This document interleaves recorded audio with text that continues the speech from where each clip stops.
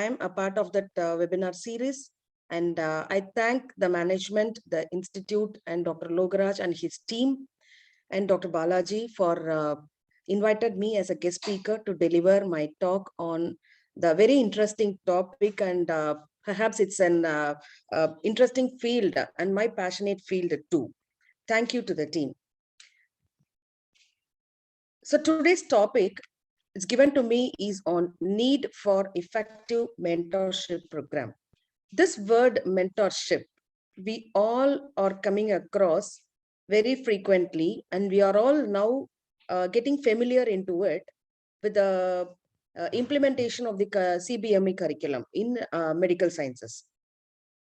Though we all are hearing about the mentorship and what role we are supposed to do and how the mentorship program is being organized, which is different from institute to institute, it has got its own protocols and the methodologies which are to be followed and which are to be implemented while we are executing the mentorship program.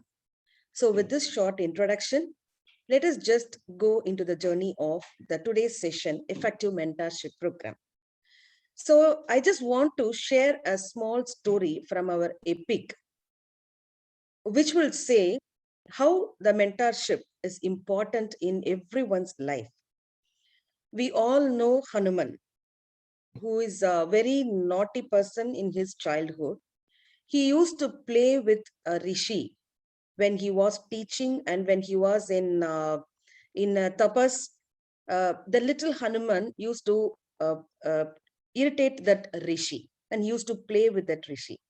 So one day what happened, that rishi got irritated and got very angry, and he cursed Hanuman that though he is the most powerful person in the whole world, he will never remember his power until somebody reminds him of his power, that he is the most powerful one.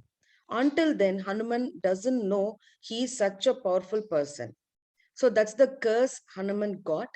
And throughout his life, Hanuman did not know how powerful he is. So he always used to be so humble with all his friends and his devotees.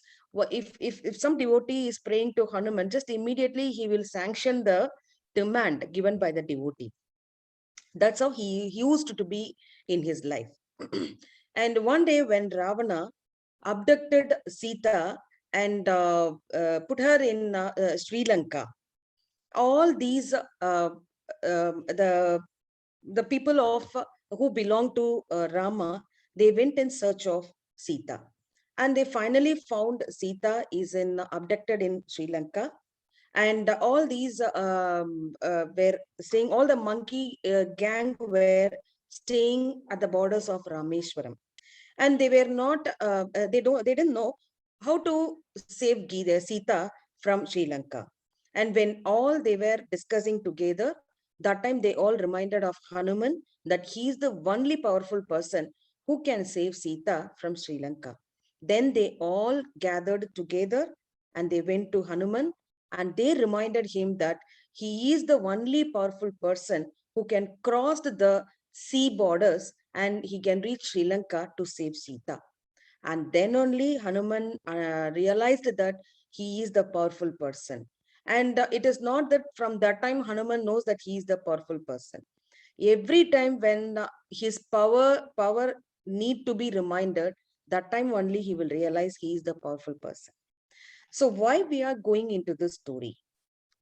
The mentorship is such a powerful one that each one of us, we are having Hanuman in us with the powers and talents, but we never knew that we also can achieve something in our life until we get someone like Jambavan who spotted out the hidden talents of Hanuman to bring it out in full. That is the backstory of mentorship. All that we need is to put our trust. With this short story, we'll just get into the session. At the end of the session, the objective is to make the participants to define what is mentorship, to enlist the roles and responsibilities of mentorship, how to plan and execute, how to document, and how to guide a mentee in a prospective way.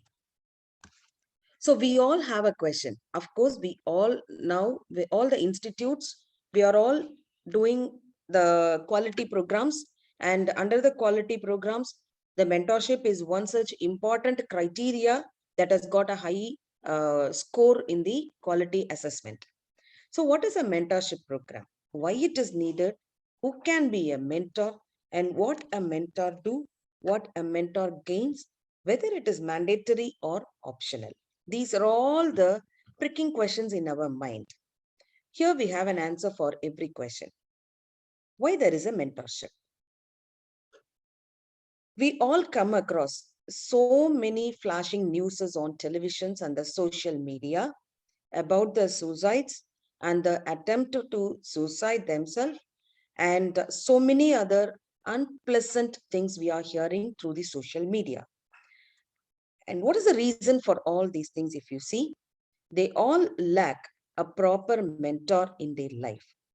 If somebody could have been there in their life, that what they move about, and if they don't get, what happens, what will happen, and what they have to do, and how to move next step in their life.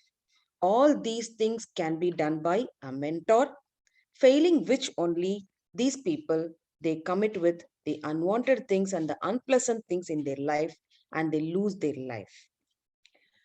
So now coming to the mentorship, how it has been evolved.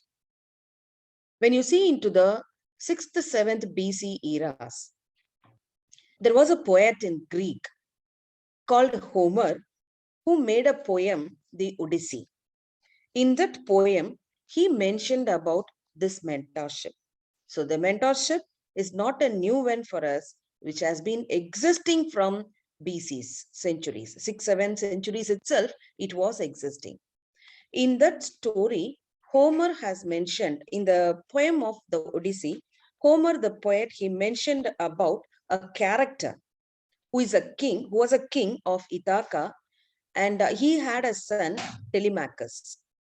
When he was supposed to go for a fight at Trojan War, which was a very long duration war, he wanted someone to take care of his son, Telemachus. And that time, they believed, and in the poem it was mentioned that their goddess Ithaca only came as his neighbor and a friend, and she assured that she will take care of his son Telemachus, and she will take care until he comes back from the fight, that is the Trojan War. Until from then on, goddess Ithaca happened to be the mentor, the caretaker, the uh, parent in position, a teacher and advisor for his son Telemachus.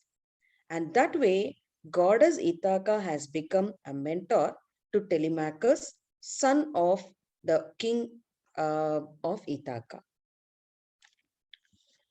So the evolution of mentorship from then on, it has been followed era after era, even in the eras of Plato, Aristotle, Alexander also.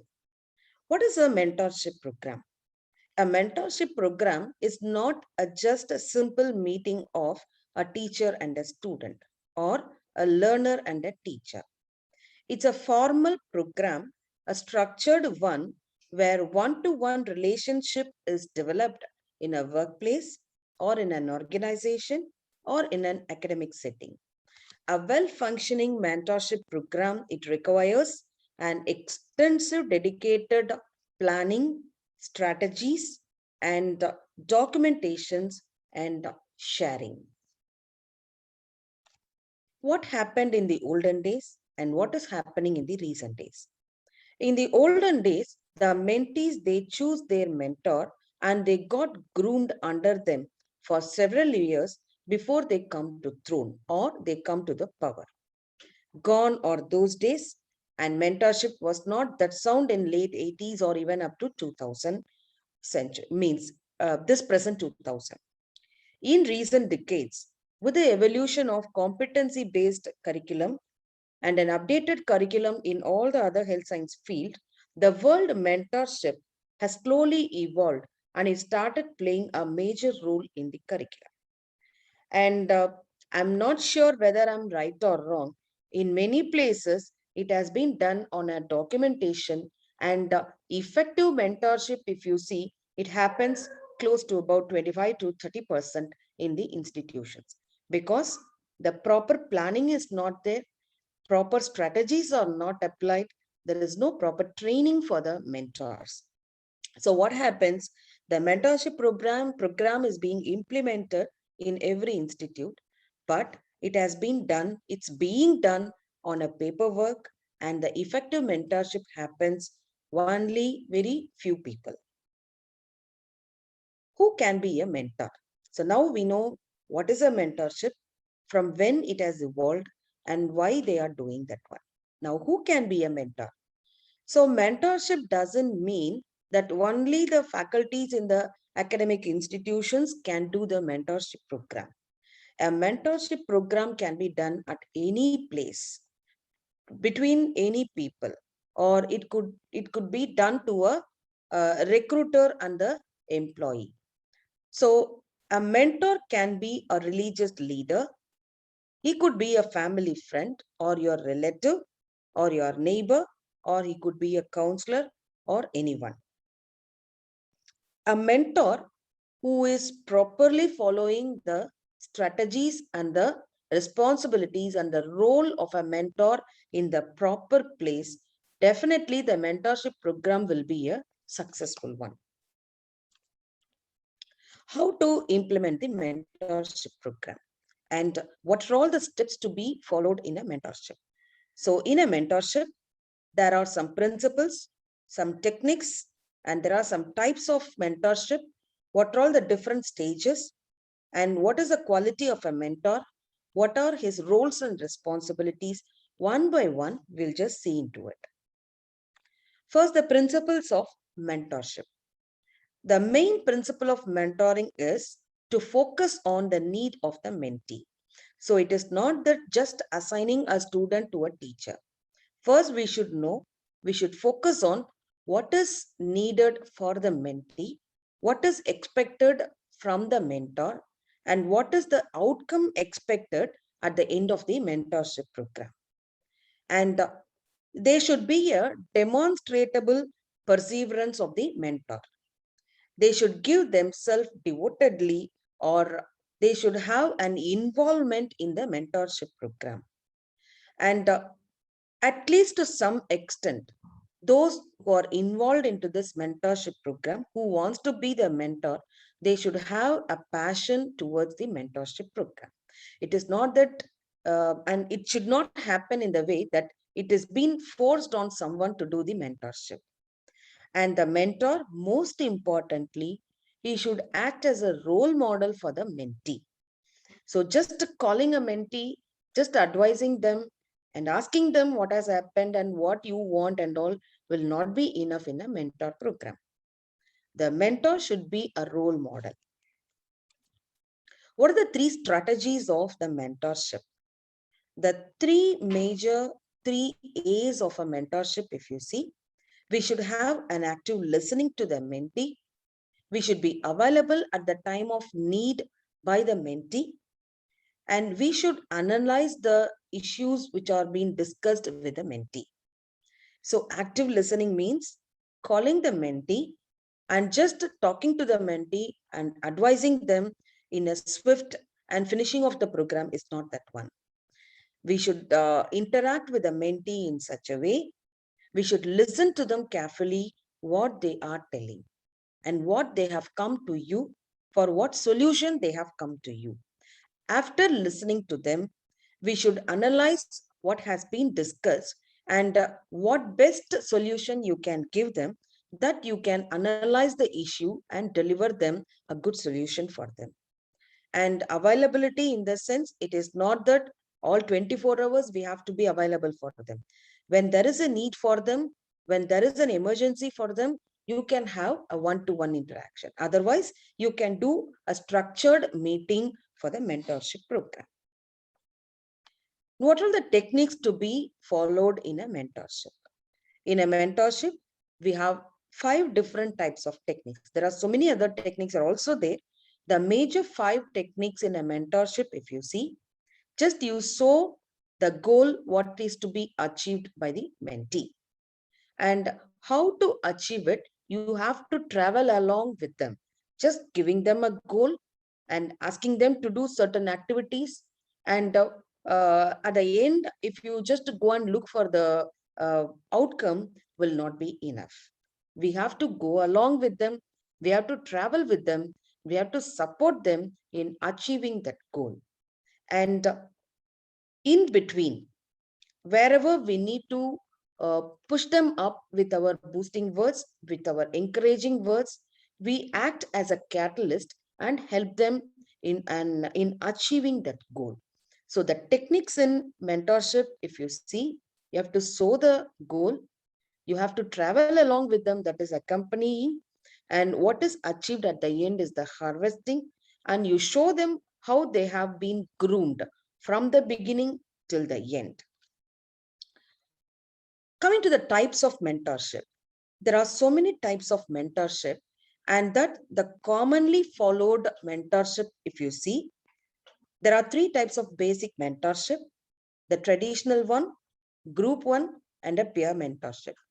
The traditional one is the one which we meet the mentee one to one and we support them and we mentor them. And group mentoring is the one, a mentor is assigned with some 4 or 5 mentees with whom we discuss in a group, not as an individual. So a mentorship program, you can do it in a group also, but when there is a need for the mentee, we can have one-to-one session with them. If that is a requirement for the mentee who wants to discuss personally with us some of their personal issues, that time we can have one-to-one session. And peer mentorship, the peer mentoring is, to me, peer mentoring is the most best way in grooming a mentee. Of course, the structured mentorship we need to plan. Along with this, you can also have some sessions of peer mentoring. The peer mentoring is the one, a junior mentee is being assigned to or a senior student can be assigned with a junior student, which will be a peer mentoring. And then you have to train the senior person, the senior who is in the college, how to mentor the junior. And there are so many other strategies are there in implementing the peer mentorship, which is a little tricky one only, but still we have to be very careful with that, very sensitive one. We have to make sure the peers, they get along with each other, and the senior person, they don't trouble the junior person. So many things are there in peer mentorship. If we are uh, good enough in handling both the seniors and juniors, that will be well and good in doing a peer mentorship. And the other type of mentorship, if you see, we have a formal and informal mentorship. The formal is the one what we do in the institution in a structured manner. The informal is the one you meet your mentee somewhere outside the workplace or outside the medical, the teaching institutions or outside the classroom. So maybe like in a cafe or somewhere in a coffee. If that will be an informal meeting with the informal type of mentorship. And the other way of mentorship will be the personal one or in a workplace. Personal is the one whom you take it as a mentee in your personal life. So the mentorship is not the one which is being implemented only in the workplace, be it an academic institution or in companies or in the offices. It can also be done in a personal life also. It could be your neighbor or your relative child or your friend's child. It could be anyone whom you take it as a mentee in your personal life. And of course, in a workplace, you can be a mentor. These are all the different types of mentorship. And as of now, the educational institutions are concerned, we plan for a traditional one and the group one. The traditional one, group type, formal one, workplace. These are the things, these are the types we are following in the educational institutions. Apart from all these types, now in this pandemic situation, we also have another type of mentorship, that is the e-mentoring. So the mentorship will happen on an online session by which you groom a mentee. One-to-one session itself is a little bit a tricky one to handle. When you go with your e-mentoring thing, it has got lots of procedures and the responsibilities, how you will be carrying out the e-mentoring session. And e-mentoring is one another big topic on which we will have another session. It will take another session to talk about e-mentoring. So I'm not touching the e-mentoring in today's session. So what are all the stages of mentorship? First, we should know the self-appraisal of the faculties who are involved into the mentorship. We have to have a profile of the mentor and what is the background, and we have to take a involvement, means like the willingness of the mentor. All these have a protocol. So first we should know the self-appraisal of the mentor. Then it should have an induction program, means introducing the mentor to the mentees. It should be a structured program. And after this, there are two types of mentorship, that is matching. This matching has two types. One is the mentees are given the option of choosing their mentor, or the mentors can choose their mentees, or you can do it on a lot basis, or you can do it on a carry forward mentorship. These are all the stages of mentorship. At the induction time, you match the mentor and mentee in such a way. You give the option to the mentee, give the option to the mentor, or you assign the head of the mentorship program can assign the mentor to the mentee. And the fourth one, the same mentor can be a mentor till the end of the program, or you can do it in a carry forward program. That means the first year faculty can be assigned to the first year students, the second year to the second year students, third year to the third year students. Each thing has got its own benefits and the drawbacks. So while doing this type of matching, you can choose which is feasible in your institute, whether the same person being a mentor for the whole year, or you carry forward the mentorship program year to year. Both the things are a good way in good in one way, and it has got its own drawback on the other way. So when you do this one, carry forward program, the first year faculty will be maintaining a document, and when the students they go to second year, there will be again an induction program, or again there will be an orientation program where the first year faculties will hand over to the second year faculties, and the second year faculties will have an introduction with the second year students.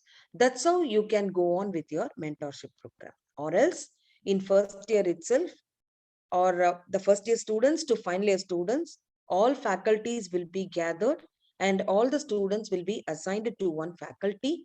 Until the completion of the course, the same person will be the mentor. And this mentor will not end up with the institutional curriculum.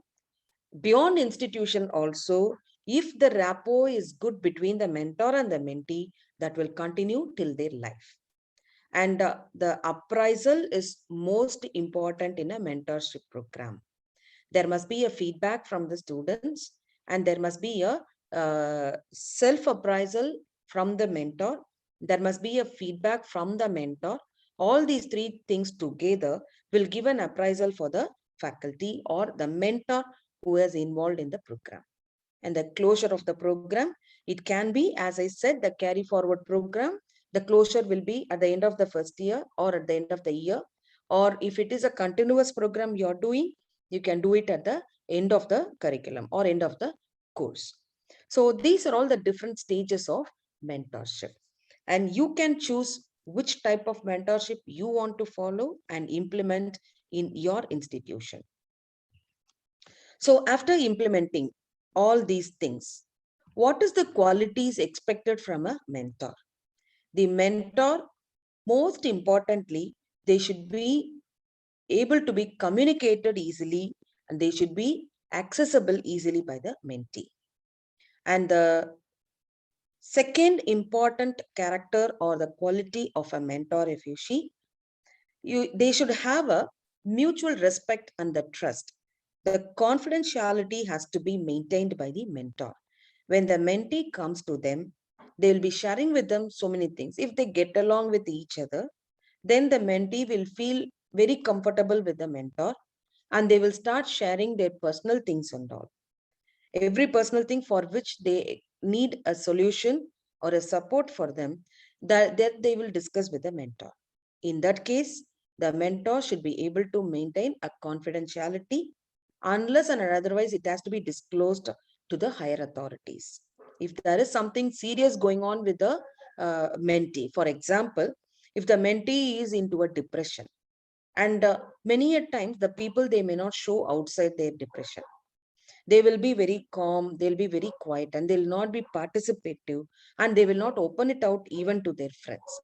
But if the mentor is a easily accessible one and very understandable one, a comfortable one, definitely the mentee will come to the mentor and they will express themselves, and whatever the problems they are facing in that phase, they will open it out to the mentor, and then the mentor can give a solution to them, and that they can keep it confidential.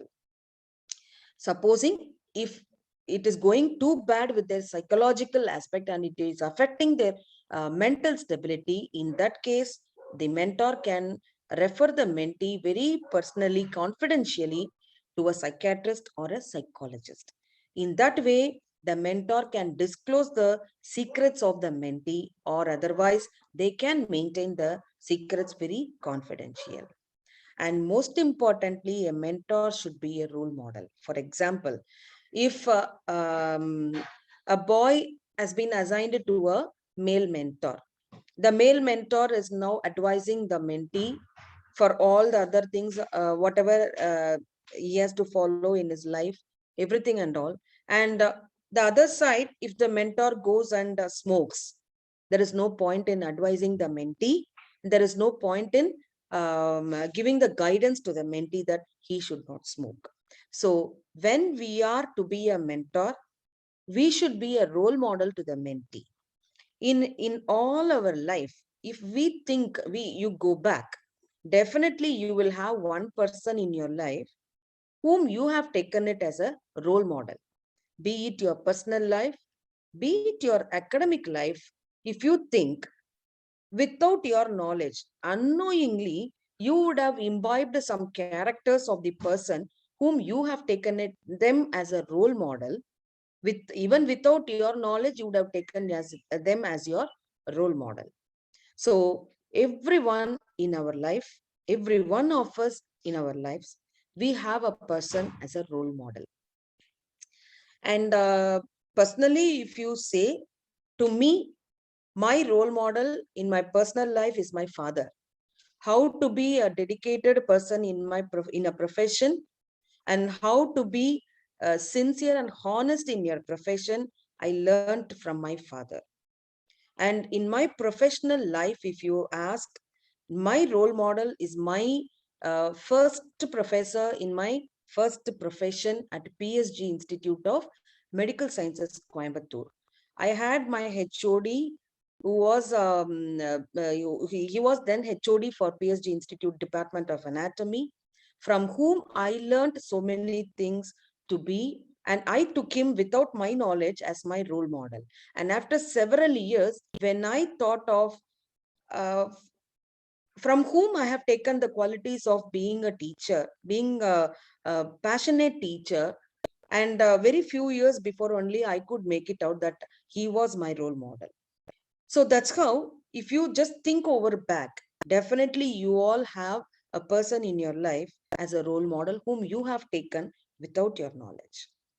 So coming to the roles and responsibilities of a mentor, he should be a best guide and an advisor. He should coach and groom the mentee in the proper way to achieve the goal. He should be a best listener and a supporter. And not only these things, he should be able to provide the mentee with all the resource materials which are all needed for his upliftment in his life. When we see the first year student entering into the course, most of the students, they'll be very immature.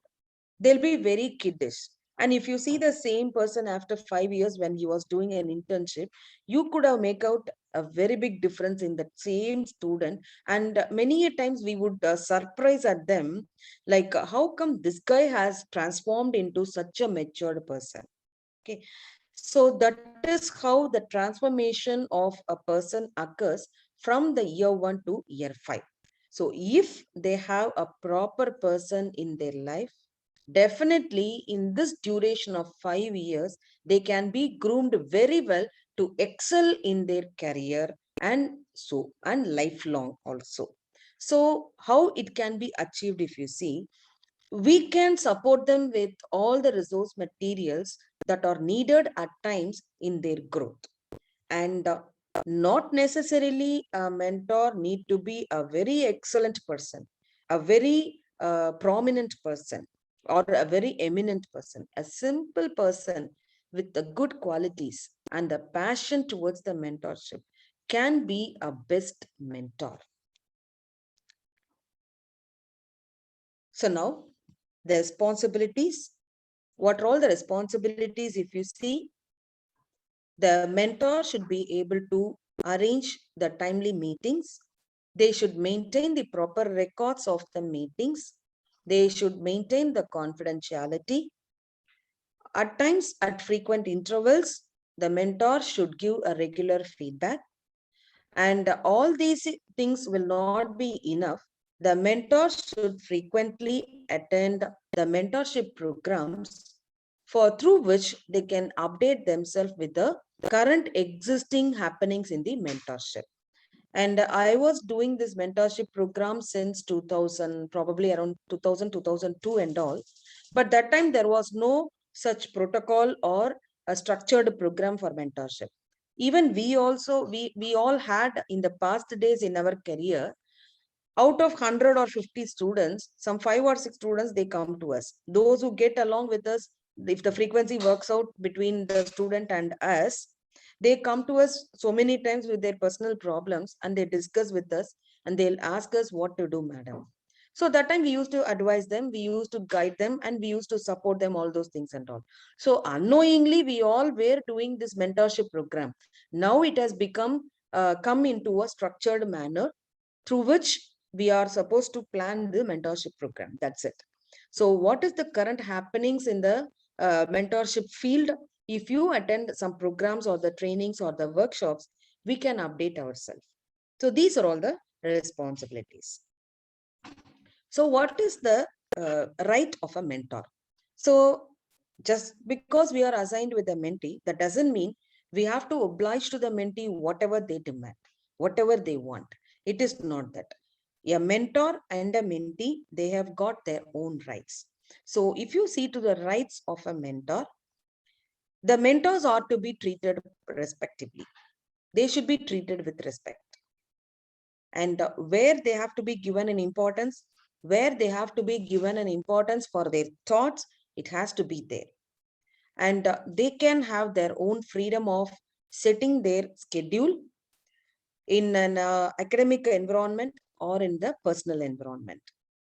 They should have a proper training, a proper support, and a proper resource materials to carry out the mentorship program.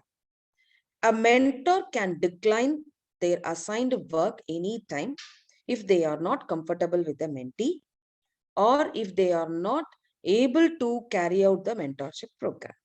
Supposing if they have any personal issues or if they have any other commitments, they can decline any time with the mentee that they are not able to carry out the mentorship. And it is not at all mandatory that you have to oblige to the mentee. And I have seen many mentorship program where the mentor and mentee, they used to go like a friends beyond a limit. And that should not be there in a mentor and a mentee. And what will happen? the characters of both will get inter-exchanged between them so that there will not be a proper structured mentorship program. Whatever is unethical or inappropriate, that can be refused by the mentor. The mentors are not expected to do any academic work of the mentee. They can guide them how to do that work. They can guide them how to carry out the thing. They can guide them how to solve the issue that the mentor can do. For example, if one department faculty has been a mentor to a student of a second year or a third year, supposing the mentee is a continual chronic absentee for the sessions, for the practicals or theory, whatever it is. And that student one fine day comes to the mentor, and the mentor and the mentee requests the mentor that he has been chucked out from the class, and requesting the mentor to go and recommend for this mentee to allow him or her to attend the classes. That should not be there. We should never guide the mentees to deviate from the academic rules and regulations which ought to be followed by the mentee. So the mentors should never interfere into the academic rules and regulations where the mentee is deviating from that. Instead, you can advise them that not to bunk the classes, not to skip the classes, and not to violate any rules or regulations of the institution. What a mentor can offer and what a mentor cannot do. A mentor can advise and guide, and they can guide them for a job career, but they cannot offer a job until they have one such thing with them. Supposing a mentor has got a good network with other hospitals or any other workplaces, that they can refer the mentee, that he can go there and he can apply there and he can take a guidance from the mentor. But he can never assure the job offer until it is offered to the mentee. But in case if the mentor has a good hold with the workplace or good hold with the hospital where they know there is a vacancy, and to the management, if they know, they can just put a recommendation. That's all they can do, but they can never offer a job. They can motivate the mentee and listen to them, but they cannot reveal their own secrets to the mentee, which is most important. This is what the many mentors, they do a mistake. Just because to make the mentee comfort who comes with a personal problem. Supposing, for example, if the mentee is coming with a love failure, and that mentee is very depressed in that, and he comes to the mentor, and the mentor role is to make him comfortable, advise him in a proper way, how to carry forward the life, how to get rid of that depression. All those things the mentor can do. But just because to uh, uh, pacify that mentee, a mentor should never reveal their own secrets of their love failure in their life. This will definitely damage the image of the mentor with the mentee. So never ever reveal your own secrets. He can introduce to his network the people. That's what I said in the first point. The mentor can introduce the mentee to his network, through which a mentee can take a proper guidance and choose a proper industry or a work, and he can take up a job.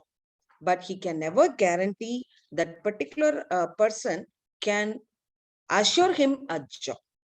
And apart from the academic support, a mentor can support the mentee in all other ways, how to groom their uh, uh, qualification, academic performance, and their personal appearance, how to present themselves before the eminent people or in a learned people group. All those things a mentor can advise and guide the mentee, but can never give a solution for all the problems of the mentee. Whatever can be solved by a mentor, that alone can be done by a mentor. But if there are some problems beyond their limit, supposing, for example, if the mentee has to pay a fees of about some lakhs, a mentor cannot commit that. He can just help them by guiding them to some banks or some financial supports where the banks are making available, like an educational loan, something like that. They can guide them only, but they can never assure them of any of these type of supports. What are the pros and cons of this mentorship? Of course, we know every program, everything has got its own plus and minus. As far as the mentorship is concerned, what are all the pros? If you see, it will give a wide exchange of knowledge. Doing mentoring is not only guiding someone, you also learn something new through this mentorship program, which we call it as a experiential learning. So you get matured and you get an exchange of knowledge, and this mentoring will facilitate your popularity among other network also. Your confidence level will increase, your employer will be impressed by your performance, and sometimes it may also help you in a small incentives also. A new life can be seen, a wide network can be developed. These are all the pros of a mentorship. And the other hand, if you see what are all the drawbacks or the consequences of the mentorship program, if you see, they are not means, like as I said in the beginning of the session, most of the mentors are half of the mentors are not properly trained. They are not skilled enough or updated enough to carry out a mentorship. And as I said, many mentorship programs are being forced on the mentors. Means because of the shortage of faculty, the mentors are being forced to carry out the mentorship program for the purpose of the quality assessment. So sometimes all the mentors, they may not be interested, or they may not be properly trained or qualified. And some people, they are not in a good mental status to carry out the mentor program. So there are possibilities of a fake people who become the mentor. And most mentor program, we learn by doing mistakes. So when we carry out the mentorship program, we cannot assure that every mentor meeting, it goes very successful, or it goes in a very progressive manner, or it goes towards the towards achieving the goal or the objective of the mentorship. Many a times some mistakes may happen, and that meeting may not be successful, and whatever you say, the mentee may not have followed. So through these mistakes, we come to learn how to better ourselves in doing a mentorship program. And the mentorship, a complete mentorship program, it is solely based on the mutual understanding. Okay, then only a mentorship program can be a successful one. How to maintain a record? I don't know what type of logbook and what is the protocol is being followed in your institute. As far as the records of the mentorship program, as in the middle of the session, we saw there must be an induction program for which there must be a record of meeting. Minutes of meeting should be there. And there must be some head of the mentorship program to whom the mentors can discuss with them about the problems, or how to carry out if there is any intricate problems happening between a mentor and a mentee. That head of the mentorship program can interfere into it, and he can try to solve the things. Okay, so for all those things, there must be a record. In a proper mentorship program, there must be a record of personal details of the mentor. No need for the mentee personal details. Just the name and the designation of the mentor can be enough. About the mentee, we should have a personal details, which will include their name, mobile number, mail ID, their parent details, guardian details, and the communication in case of emergency, any medical illness they are having, and what are all the medications they are having. All those things, we should have a proper personal details. And then if it is a structured program, we can fix up the date of meeting. We can schedule the meeting at what frequency you want to have the mentor-mentee meeting. That means it could be once in 15 days or once in a month, or a time when the mentee wants to meet the mentor, something like that. You can fix up the meeting. And what are all the topics to be discussed, or what are all the topics that are being discussed during that meeting. It has to be recorded on the other page. And what is expected in the meeting? Supposing the mentee is coming and the mentor is discussing. And at the end of the meeting, what the mentee has come, what he expected from the mentor, whether it has been achieved or not, those things can be recorded in the notebook. What you can offer out of the discussion, you can inform the mentee what you can offer towards the solution, and what you cannot offer towards the solution. Those things you can discuss. And finally, that day's meeting should end with the signature of the mentor and the mentee. And definitely there must be a feedback. And the feedback can be on the same record notebook, log notebook. And once in 6 months, we can have a Google form in which we can have a feedback of both the mentor and the mentee. Okay, so these are all the records of maintenance for a mentorship program.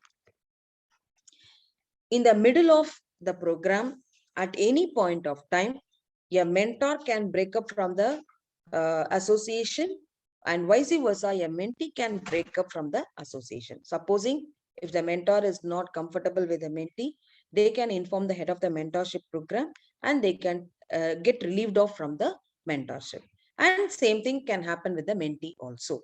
If they are not comfortable with a particular mentor, they can anytime go and inform with the head of the mentorship program, and they can get it changed to another mentor with whom he feels that he'll be comfortable.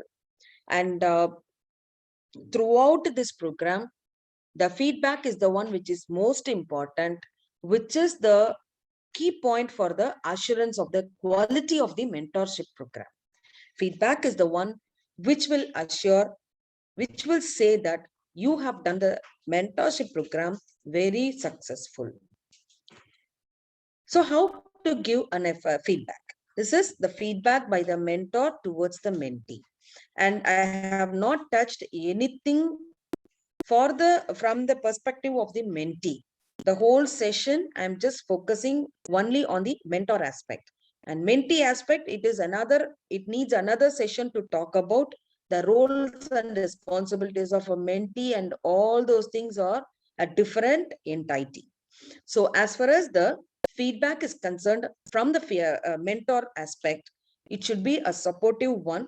It should never hurt, or it should never offend the mentee. Your feedback must be very clear, what he has to do and what he has done, and whether it is right or wrong, it should be very clear. When you give a feedback, never try to touch the personals of the mentee, and it will be a very sensitive one. It may even hurt the mentee to a greater extent, so that they may end up into some unwanted issues also. You should be very considerate, and it should be a very positive one when you give a feedback to the mentee. It should, your feedback, it should support the mentee in such a way, it should give them a growth, a one-step growth in their life. It should not bring them down. And your feedback should be very specific, pertaining only to the particular issue. You cannot give a broad feedback about the entire aspect of the mentee. If supposing we are discussing with one topic or one issue, and that issue, it needs to have some changes in it, and that your feedback should be very specific only to that issue, and you should not focus on any other things of the mentee. And your meetings with the mentee, it should be a regular one, and that feedback should be at regular intervals to the mentee, which should show his step-by-step growth in his career of this 4 years or 5 years. And based on your feedback, the mentee should be able to think on it, and he should be able to make a changes in his decision, which will help him in upgrading himself and not bringing down in his academics or the career. Your feedback should be an authentic one.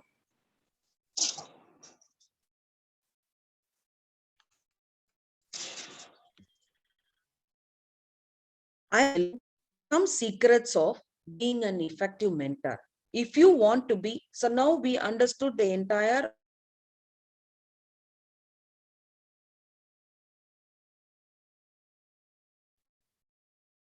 How we can be an effective mentor?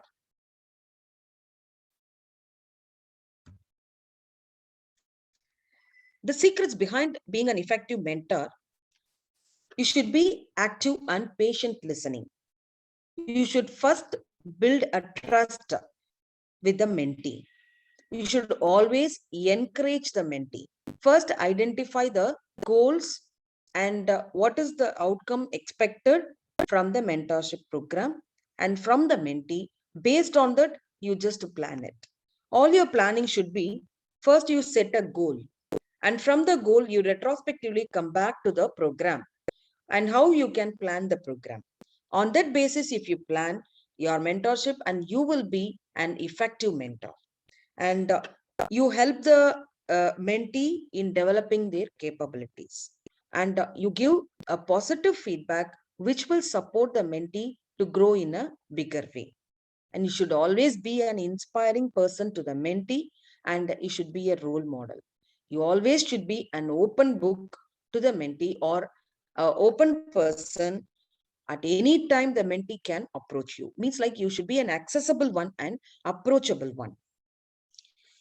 What is the benefit of being a mentor? A mentor can be a mentee. What the mentee is getting benefited out of this mentorship program? He learns new skills, he gets a very good network, and he will have a very good proper guidance and the direction towards his goal of achieving a good job in his career, and he will develop a confidence in his life.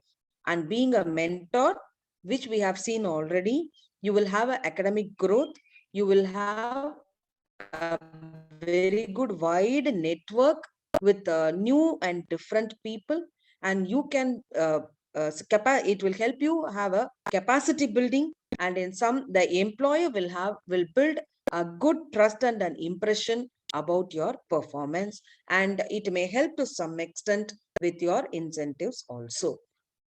So after knowing the entire mentoring program, how all the strategies, we do not know whether it will fit into our institution. So we have to look into the program structure to fit into our institutional atmosphere, feasibility, and accessibility. Based on this, we have to customize the program. We have to update the need of the mentee, and we have to support on all aspects to the mentee to groom them in a way at the end of the program, a different one or an upgrown one. So now some institutions, they may have a very good IT department. Some institutions are not yet open for the one-to-one session, and some institutions, they are still working on a remote. So looking into this atmosphere, and some institutions will have less faculty. So in those cases, you can customize the program, you can plan the mentor session, and you can structure the program, and you can implement and execute the mentorship program. So this mentorship is not a new one which has evolved now with the fancy terminology mentorship.